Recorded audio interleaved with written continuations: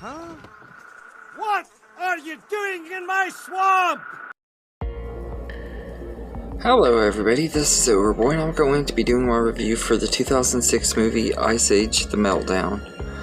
So, this movie is directed by Carlos Saldana, and in this movie Manny, Sid, and Diego are, along with all the other animals in their little valley group, are trying to escape this impending flood that's coming from the ice of the Ice Age melting. And along the way they start to think that Manny is the only mammoth left and everything, and they end up crossing this female mammoth named Ellie and her two adopted brothers, Crash and Eddie, who are these possum characters. And Ellie is convinced that she's a possum, so Manny is trying to convince her that she's a mammoth so that they can save the species. This movie is a really good entry in the Ice Age franchise. I've always really liked this one quite a bit. I used to like it about the same as the first, but rewatching it, I think I like the first one just a teeny bit more. But this one is still a pretty good movie. The animation is a lot better in this one. It's just more polished and stuff. Something that happened with a lot of these early computer animated movies. You'll notice that the sequels seem to have better animation quality and everything. That's just because of the time gap between them and stuff, and the bigger budgets and stuff, I guess. But Ice Age: The Meltdown is a pretty good movie, though. I really enjoy this one quite a bit. I love the story, and like all three of our main characters have their certain little character arcs that they go through. Manny with dealing with the stuff with having to get over his old family in order to move on with Ellie and stuff, and then you have Diego, whose big problem in this movie is that he's scared of water and he has to overcome his fear of water, and Sid feels like he doesn't get any respect out of the herd and stuff, and he wants to be respected and stuff, so he kind of has that little character arc. So each have their own little stories going for them, and Ellie's, of course, is realizing that she's not a possum and stuff, but all the characters have good stories and everything, and the voice cast are once again really great. The returning cast, John Leguizamo, Ray Romano, and Dennis Leary are all once again great as Sid, Manny, and Diego, and Queen Latifah as Ellie is really good too. She's a welcome addition.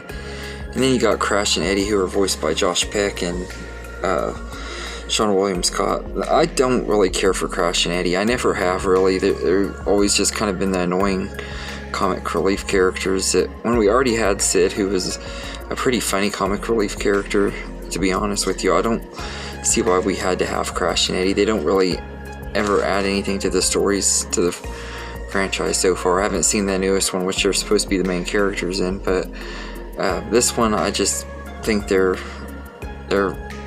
okay. There's not enough of them to get too annoying and stuff, but too much of them could have gone a long way really fast, because they are kind of annoying and stuff. So they're probably my least favorite characters, but I will say that I enjoyed this movie for the most part. I also like some of the little side characters we get in here, that like some of the other animals that live around them. The Motormouth Tony, or whatever his name is, it's voiced by Jay Leno.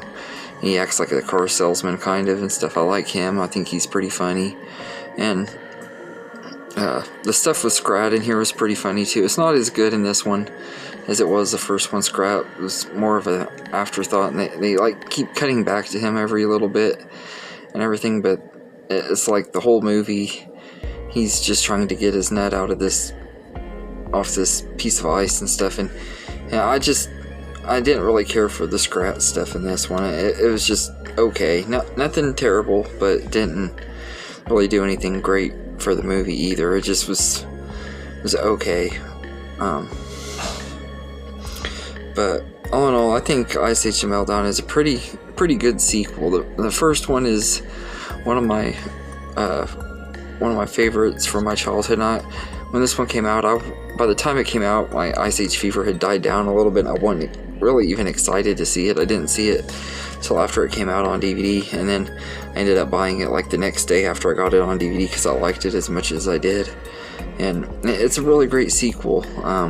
It's a sequel that I never knew I really wanted, but I really enjoy this one. So all in all, I'll say that it's a really enjoyable chapter in the Ice Age franchise. It's not the best, but it's definitely far from the worst from what I remember.